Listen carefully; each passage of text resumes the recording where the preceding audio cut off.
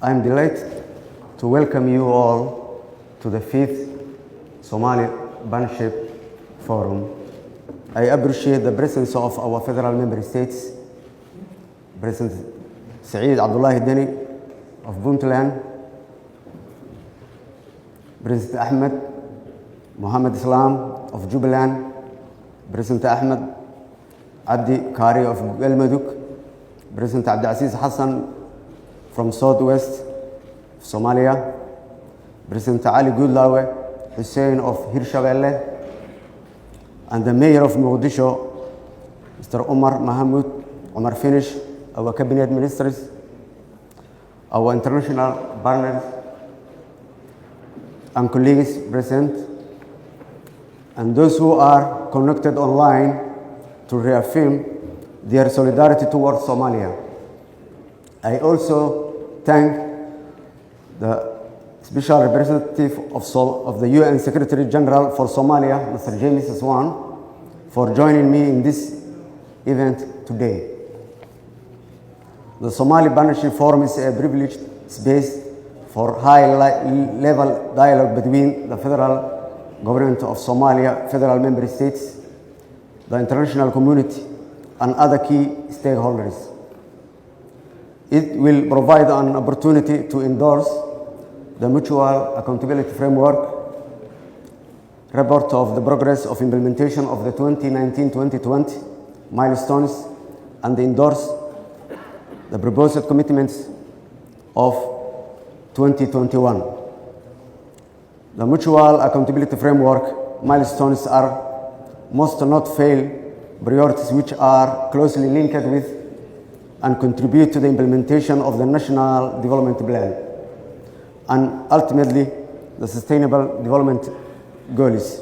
Excellencies, on 17 September 2020, when President Mohamed Abdullahi Farmajo appointed me as the Prime Minister, I pledged to address key issues facing the country, including overseeing the implementation of the National Development Plan, prioritizing security issues, and more importantly, overseeing successful elections.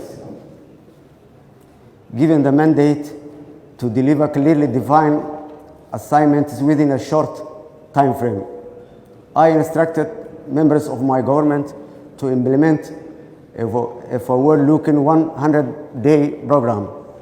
The 100-day program focuses on establishing good governance, providing essential service to the public, improving the security situation of the country, and holding free and fair elections that would meet the expectations and aspirations of the Somali people.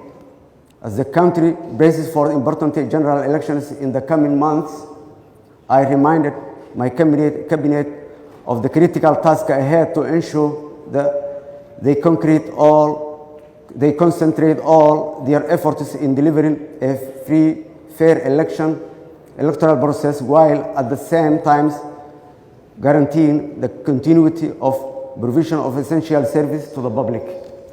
The cabinet retreat that concluded last month allowed our cabinet ministers to understand better their duties and responsibilities, the objective of the National Development Plan, and the 100-day program of the government.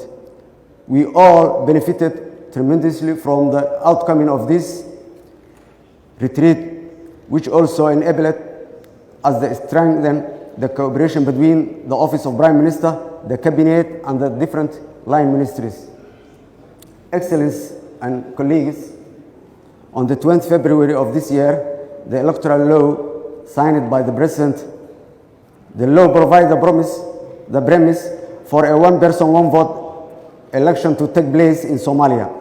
Some setbacks and delays undermine the possibility of hold a one-person, one-vote election in 2020, whilst this could not be achieved in 2020.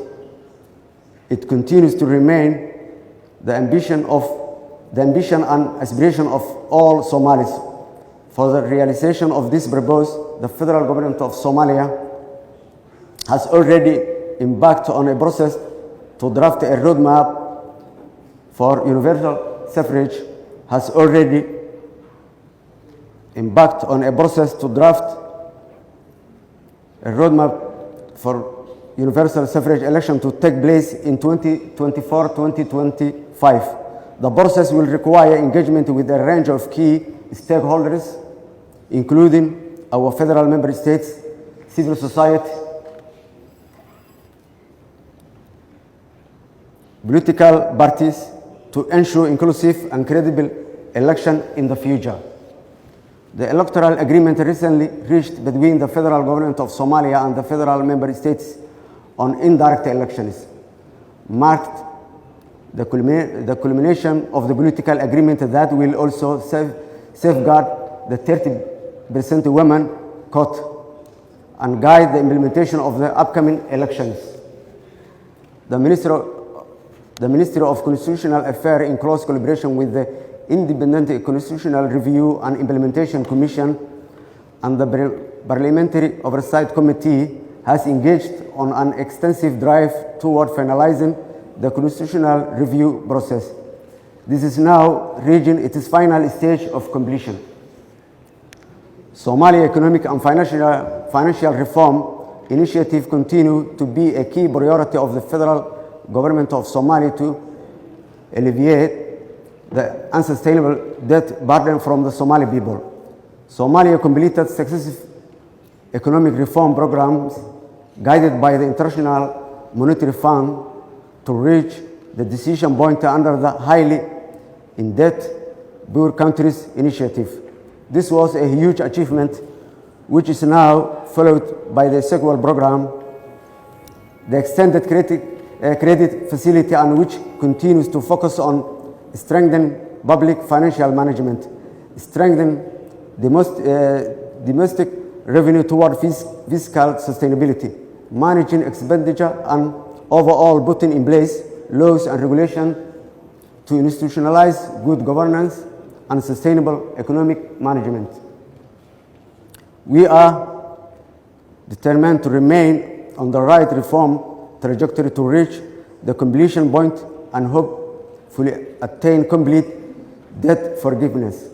This should lead Somalia on the road to sustainable development, progress, and prosperity. Excellencies, our security reform is in earnest progress.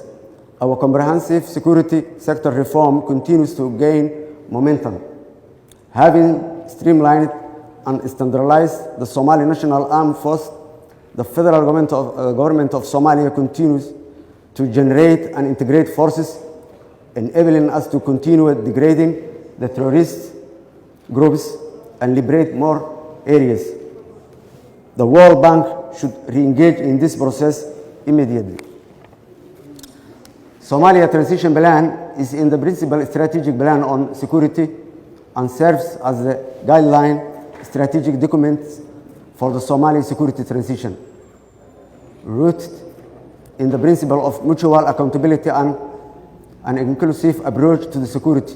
The plan sets out our government's overall political vision of bringing about greater security through a phased, multi-years, condition-based and sustainable plan to counter Al-Shabaab, transfer of security responsibilities from AMISOM, and build the core security function of Somalia.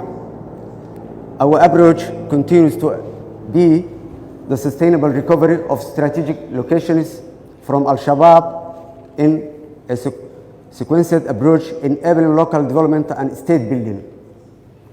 We welcome the introduction of the Somali Transition Plan Strategic Steering Committee that aims to provide the highest level of joint political and strategic decision making for the implementation of the plan through the Security and Justice Committee, formerly known as the CAS Executive Committee, which held last week its first meeting since 2018. Excellencies, COVID-19 has threatened to derail our reform efforts.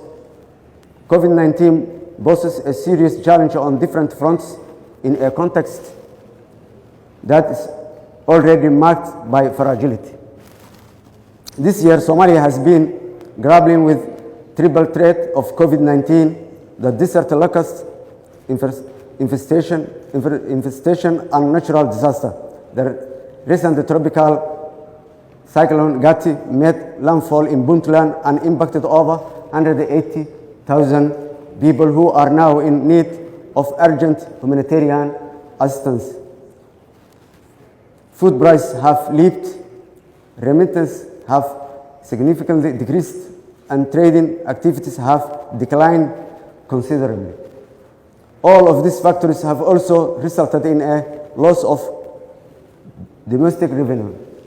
Excellencies and colleagues, throughout Somali state building process, we agreed to work together to build and invest in Somalia's future.